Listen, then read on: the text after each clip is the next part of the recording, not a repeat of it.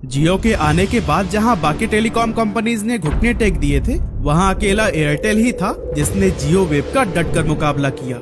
ये वो समय था जब ना तो बीएसएनएल के लिए सरकार का सपोर्ट काम आया और ना ही यूके की one of the largest company होने के बावजूद वोडाफोन सरवाइव कर सका। ऐसे में सबको लगा कि एयरटेल भी जियो की उस आंधी को ज्यादा समय तक नहीं झेल पाएगा। लेकिन जब किसी कंपनी का फाउंडर सुनील मित्तल जैसा इंसान हो तो वो भला डूब कैसे सकती है। साइकिल के पार्ट्स बेचने से लेकर जनरेटर सेल करने और टेलीफोन असेंबल करने तक उन्होंने अपने संघर्षों को पार कर जो मुकाम हासिल किया वह किसी भी इंसान को मोटिवेट कर सकता है। तो चलिए आज हम जानते हैं सुनील मित्तल की वो इंस्पिरेशनल स्टोरी जो न केवल एक बिजनेस टाइकून बनने तक की है बल्कि उस जज्बे और संघर्ष की भी है जिसने एयरटेल को आज इस मुकाम तक पहुँचाया।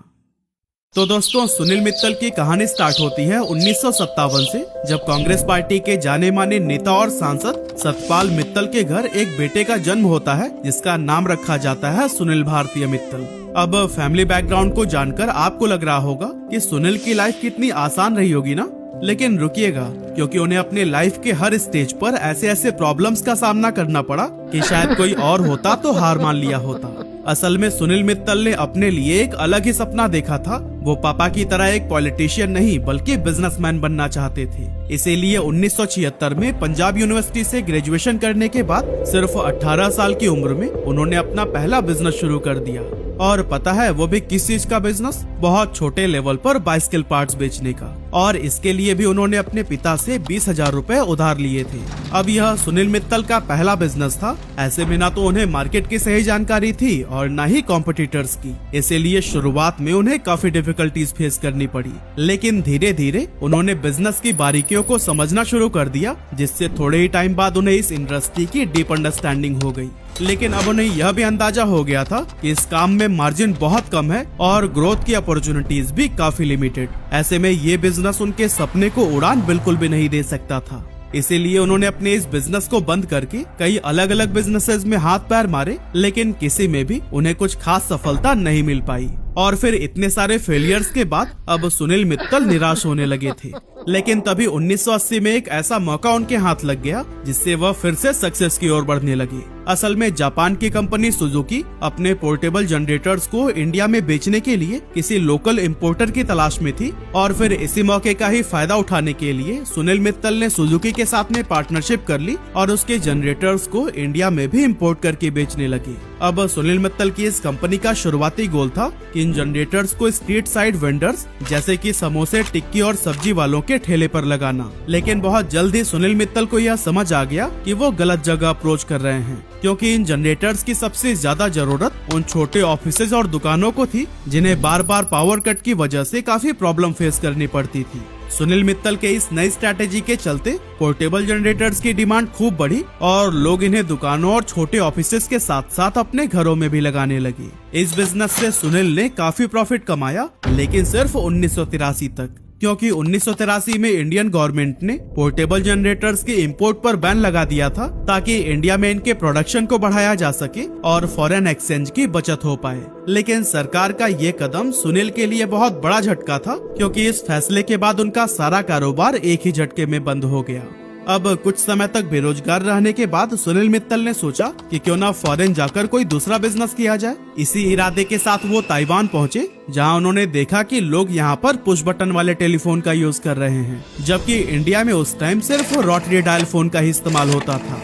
अब यहीं से उन्हें एक नया बिजनेस आइडिया भी आया कि इस नई टेक्नोलॉजी को इंडिया से भी रूबरू कराया जाए। लेकिन चाहे अब पुश बटन हो या फिर रोटरी डायल, दोनों का काम तो कॉल ही करना था। ऐसे में पुश बटन लाने का मकसद क्या सिर्फ लेटेस्ट ट्रेंड को फॉलो करना था? बिल्कुल नहीं। असल में रोटरी डायल फोन्स में हर नंबर को घुमाकर डायल किया जाता था, जो कि टाइम कंज्यूमिंग तो था ही, साथ ही बार बार घुमाने की वजह से वो अक्सर खराब हो जाता था। जबकि पुश बटन वाले फोन्स का इस्तेमाल करना फास्ट और इजी था। साथ ही इसमें स्पीड डायल और रिडायल जैसे शॉर्टकट्स भी लगाए गए थे, जो कि कॉलिंग को और भी ज्यादा कन्वीनियंट बनाते थे। इसीलिए 1984 में सुनील मित्तल ने ताइवान की कंपनी किंगटेल से पुश बटन फोन्स को इंपोर्ट करके उन्हें इंडिया में असेंबल करना शुरू कर दिया। और दोस्तों, जब कुछ टाइम के बाद इसकी डिमांड खूब ज्यादा बढ़ गई तो उन्होंने सोचा कि क्यों ना हम खुद ही इसकी मैन्युफैक्चरिंग करें। लेकिन उन्हें पता था कि ये काम वो अकेले नहीं कर सकते। इसीलिए उन्होंने भारतीय टेलीकॉम लिमिटेड यानी कि BTL नाम की एक कंपनी बनाई और जर्मनी की कंपनी सीमेंस के साथ टाई अप करके इंडिया में ही इलेक्ट्रॉनिक पुश बटन वाले फोन्स को मैन्युफैक्चर करने लगे। 1990s तक सुनील मित्तल ने अपने बिजनेस को डाइवर्सिफाई करते हुए फैक्स मशीन्स, कॉर्डलेस फोन्स और दूसरे टेलीकॉम इक्विपमेंट भी मैन्युफैक्चर करने लगे थे, जिसका ब्रांड नेम आप में से काफी सारे लोगों ने सुना ही होगा, बीटल। जी हाँ, ये वही बीटल है जिनके लैंडलाइन फोन्स 90s के दौर में खूब पॉपुलर हुआ करते थे। खैर, इसके बाद आया 1992, जो कि सुनील मित्तल के लिए एक बहुत ही बड़ा टर्निंग पॉइंट साबित हुआ। एक्चुअली सुनील मित्तल एक फैमिली वेकेशन पर थे, तब उन्हें पता चला कि भारत सरकार प्राइवेट प्लेयर्स को भी मोबाइल टेलीफोनी बिजनेस में इनवाइट कर रही है। ये सुनते ही सुनील मित्तल ने ठान लिया कि उन्हें ये लाइसेंस हर हाल में चाहिए। इसीलिए वो फौरन वैकेशन से वापस आए और मोबाइल नेटवर्क लाइसेंस के लिए अप्लाई करने की तैयारी में लग गए। लेकिन दोस्तों, यहाँ पर एक ट्विस्ट था। असल में सरकार ने एक शर्त रख दी थी कि वो सिर्फ उन्हीं कंपनीज को ही लाइसेंस देंगी जिनके पास पहले से ही टेलीकॉम ऑपरेटर का एक्सपीरियंस मौजूद हो। अब प्रॉब्लम ये थी कि मोबाइल टेलीफोनी का सेक्टर इंडिया में बिल्कुल नया था और किसी भी प्राइवेट कंपनी के पास ऐसा कोई पास्ट एक्सपीरियंस मौजूद नहीं था। इसीलिए सुनील मित्तल ने एक कमाल की स्ट्रैटेजी बनाई और फ्रांस की एक जानी मानी टेलीकॉम कंपनी विवेंडी के साथ में पार्टनरशिप कर ली। इस कोलैबोरेशन से उन्हें दो बड़े बेनिफिट्स मिले। एक तो उन्हें टेलीकॉम ऑपरेटर का रिक्वायर्ड एक्सपीरियंस हासिल हुआ और दूसरा उनके पास एक स्ट्रॉन्ग टेक्निकल सपोर्ट सिस्टम भी आ गया। और फिर इन सभी एफर्ट्स का नतीजा ये हुआ कि सुनील मित्तल ने यह लाइसेंस हासिल कर लिया, जिसके बाद 1995 में उन्होंने भारतीय सेल्यूलर लिमिटेड यानी कि BCL को एस्टेब्लिश किया और 1997 में एयरटेल के नाम से दिल्ली में अपनी मोबाइल सर्विस लॉन्च कर दी। एयरटेल ने कुछ ही सालों में जबरदस्त ग्रोथ देखी और भारत की ये पहली टेलीकॉम कंपनी बनी जिसने 2 मिलियन मोबाइल सब्सक्राइबर्स का माइलस्टोन अचीव किया था। पर क्या ये जर्नी सच में ही इतनी स्मूथ रही थी? बिल्कुल नहीं। असल में एयरटेल के शुरुआती दिनों में सुनील मित्तल को कई सारी चुनौतियों का सामना करना पड़ा, जैसे कि टेलीकॉम सेक्टर में उनकी टेक्निकल एक्सपर्टाइज बहुत कम थी और मोबाइल नेटवर्क सेटअप करने के लिए उन्हें बड़े पैमाने पर फंड्स की भी जरूरत थी। अब अगर आज की बात करें तो इस प्रॉब्लम का सोल्यूशन बहुत आसान होता, या तो बैंक से लोन ले लो या फिर इन्वेस्टर से फंड जुटा लो। लेकिन उस टाइम पर मार्केट बिल्कुल नई थी, जिसकी वजह से बैंक और इन्वेस्टर्स इस कंपनी में पैसे लगाने से हिचकिचा रहे थे। लेकिन फिर भी सुनील मित्तल ने हार नहीं मानी और बार बार ट्राई करने के बाद आखिरकार उन्होंने इन्वेस्टर्स को कन्विंस कर लिया, साथ ही बैंक से भी फंडिंग जुटाने में कामयाब रहे। और फिर अपने मोबाइल टावर लगाने जैसे नेटवर्क इंफ्रास्ट्रक्चर के लिए उन्होंने एरिक्सन और नोकिया जैसी बड़ी इंटरनेशनल कंपनीज के साथ में पार्टनरशिप कर ली।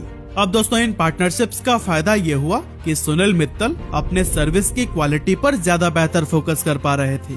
आगे चलकर अपने नेटवर्क का एक्सपेंशन पूरे इंडिया में करने के लिए भारतीय एंटरप्राइजेज ने 1999 में जेटी होल्डिंग्स को एक्वायर कर लिया, जिससे कि आंध्र प्रदेश में वो अपनी पकड़ बना पाए। और फिर साल 2000 में उन्होंने Chennai based Skycell communications को एक्वायर कर लिया, जिससे कि कंपनी अब साउथ इंडिया में भी एंटर कर चुकी थी। और दोस्तों, पता है, सुनील मित्तल का मानना है कि एक रिस्पॉन्सिबल बिजनेस लीडर को सिर्फ फाइनेंशियल सक्सेस तक सीमित नहीं रहना चाहिए, बल्कि समाज में पॉजिटिव बदलाव लाने का भी काम करना चाहिए। इसीलिए साल 2000 में उन्होंने भारतीय फाउंडेशन की स्थापना की ताकि रूरल एरियाज में एजुकेशन को बढ़ावा मिल सके। हालांकि अब आगे का डगर एयरटेल के लिए काफी कठिन होने वाला था, क्योंकि उस समय मार्केट में एयरटेल के सबसे बड़े कॉम्पिटिटर ने एंट्री ले ली थी और ये कॉम्पिटिटर कोई और नहीं बल्कि BSNL था।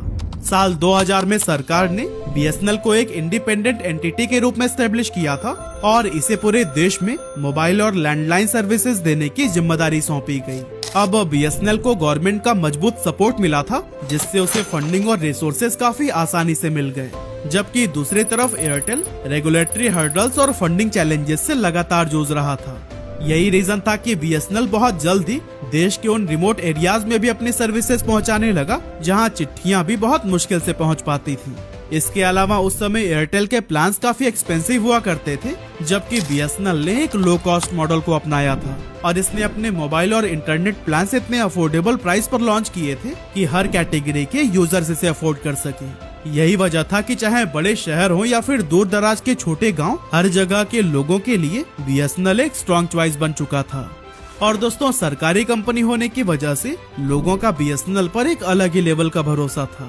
और दोस्तों इन्हीं सभी रीजन से एयरटेल का कस्टमर बेस अपनी तरफ करते हुए बीएसएनएल बहुत जल्द इंडिया का टॉप सर्विस प्रोवाइडर बनने की राह पर निकल पड़ा। लेकिन बीएसएनएल की इस ग्रोथ के साथ ही उसमें एक बहुत बड़ा फ्लॉ भी था और वो था नेटवर्क इंस्टेबिलिटी। चूँकि बीएसएनएल के अफोर्डेबल प्लान्स और हायर रीच की वजह से बहुत सारे लोग इनकी सर्विसेज को यूज करने लगे थे, इससे उसकी नेटवर्क कैपेसिटी पर बहुत प्रेशर आ गया। मतलब कि बीच में ही कॉल डिस्कनेक्ट होना, हर जगह नेटवर्क का न आना और बहुत ही स्लो इंटरनेट, इस तरह की दिक्कतें बीएसएनएल में बहुत आम हो गई थी।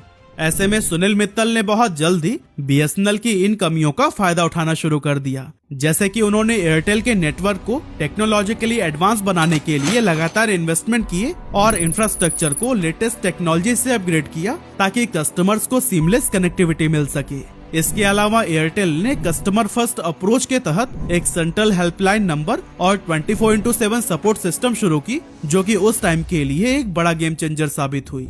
लेकिन दोस्तों इन स्ट्रेटेजीज पर काम करते हुए भी कभी भी सुनील मित्तल अपने एक्सपेंशन के ड्रीम को नहीं भूले थे, पर इस एक्सपेंशन के लिए उन्हें बहुत सारे पैसों की जरूरत थी। इसीलिए साल 2002 में उन्होंने एक बहुत बड़ा कदम उठाते हुए भारतीय एंटरप्राइजेस को बॉम्बे स्टॉक एक्सचेंज और नेशनल स्टॉक एक्सचेंज पर लिस्ट कर दिया। अब पब्लिक होने की वजह से कंपनी को काफी कैपिटल मिलने लगा, जिससे सुनील मित्तल ने एयरटेल के एक्सपेंशन पर खूब काम किया। वह स्पाइस सेल और हैक्साकॉम जैसे कई सारे लोकल मोबाइल नेटवर्क ऑपरेटर्स को भी एक्वायर करते हुए आगे बढ़ रहे थे। और फिर अपने कॉम्पिटिटर बीएसएनएल को हराने के लिए उन्होंने अपने रिचार्ज प्लान का प्राइस भी काफी कम कर दिया। अब दोस्तों अगर एक फास्ट और स्टेबल नेटवर्क किफायती दाम पर मिल रहा हो तो भला उसे कोई क्यों नहीं अपनाता। इसीलिए शहरों के साथ ही गाँव में भी एयरटेल का एक स्ट्रॉन्ग कस्टमर बेस बनने लगा। और यही वजह था कि 2005 में एयरटेल बीएसएनएल को भी पीछे करते हुए भारत का सबसे बड़ा मोबाइल ऑपरेटर बन गया था। लेकिन जैसे जैसे एयरटेल ग्रो कर रहा था वैसे ही वैसे इसका कंपटीशन भी बढ़ता ही जा रहा था। रिलायंस, वोडाफोन और आइडिया जैसी बड़ी बड़ी कंपनीज की एंट्री से टेलीकॉम मार्केट में कंपटीशन काफी इंटेंस हो गया था। लेकिन एयरटेल ने अपनी मजबूत मार्केट पोजीशनिंग और लॉयल कस्टमर बेस के दम पर अपने नए कॉम्पिटिटर्स को इफेक्टिवली हैंडल किया। लेकिन दोस्तों सुनील मित्तल यहीं पर नहीं रुके, बल्कि इंडिया में मिली इस कामयाबी के बाद उन्होंने इंटरनेशनल मार्केट में भी एंटर करने का सोचा। और फिर उन्होंने 2010 में अफ्रीका की टेलीकॉम कंपनी जेन टेक्नोलॉजी के ऑपरेशंस को $10.7 बिलियन में एक्वायर कर लिया। इस एक्विजिशन से एयरटेल को अफ्रीका के 15 देशों में अपने नेटवर्क का एक्सपेंशन करने का मौका मिला, जिससे एयरटेल एक ग्लोबल टेलीकॉम प्लेयर बन गया। अफ्रीका में एक्सपेंशन करना सुनील भारती का एक बोल्ड स्टेप था, क्योंकि वहाँ के मार्केट डायनामिक्स और कस्टमर बिहेवियर भारत से काफी अलग थे। लेकिन नई मार्केट के चैलेंजेस को समझते हुए सुनील मित्तल ने वहाँ भी अफोर्डेबल प्लान्स लॉन्च किए ताकि लो इनकम वाले लोग भी मोबाइल सर्विसेज का यूज कर सके। इसके बाद आया साल 2012, जो कि एयरटेल के लिए एक बहुत ही सुनहरा दौर साबित हुआ। एक्चुअली इस समय टेलीकॉम सेक्टर में तेजी से बदलाव हो रहा था। इसी को देखते हुए ही सुनील मित्तल ने एक विजनरी कदम उठाया और बीएसएनएल सहित सभी टेलीकॉम कंपनीज को पीछे छोड़ते हुए उन्होंने सबसे पहले 4G सर्विस को लॉन्च कर दिया। अब बीएसएनएल के पास सरकार का समर्थन और फंडिंग तो थी ही, लेकिन सब खुद ही करेंगे वाली मानसिकता के चलते वो पीछे छूट गए। असल में बीएसएनएल का मानना था कि धीरे धीरे ही सही, लेकिन सरकारी रिसोर्सेज से वो खुद ही पूरे इंफ्रास्ट्रक्चर को बनाएंगे। दूसरी ओर सुनील मित्तल को पता था कि तेजी से बदलती टेलीकॉम मार्केट में इंतजार करना ठीक नहीं है, इसीलिए उन्होंने टेक्नोलॉजी और इक्विपमेंट्स को फॉरेन मार्केट से इंपोर्ट करके अपने 4G इंफ्रास्ट्रक्चर को तेजी से डेवलप कर लिया। इस स्मार्ट डिसीजन की वजह से सुनील मित्तल पूरे भारत के अंदर बहुत कम समय में एयरटेल की 4G सर्विस लॉन्च करने में सफल रहे और फिर अपनी बेहतरीन कनेक्टिविटी, हाई स्पीड इंटरनेट और अच्छी सर्विसेज की वजह से मार्च 2015 तक कंपनी ने 3 करोड़ से भी ज्यादा सब्सक्राइबर्स गेन कर लिए थे। लेकिन दोस्तों 2012 में शुरू हुआ ये सुनहरा दौर 4 साल भी नहीं टिक सका, क्योंकि 2016 सुनील मित्तल और एयरटेल के लिए उनकी अब तक की सबसे बड़ी मुसीबत लेकर आया और इस मुसीबत का नाम था जियो। एक्चुअली सितंबर 2016 में जियो ने टेलीकॉम मार्केट में एंट्री ली और आते ही इसने पूरे सेक्टर का नक्शा बदल कर रख दिया। ये वो टाइम था जब एयरटेल का 1 से 2 GB का मंथली डेटा प्लान आमतौर पर 300 से 400 रुपए के बीच में होता था और इसमें कॉलिंग करने के लिए भी अलग से चार्जेस लगते थे।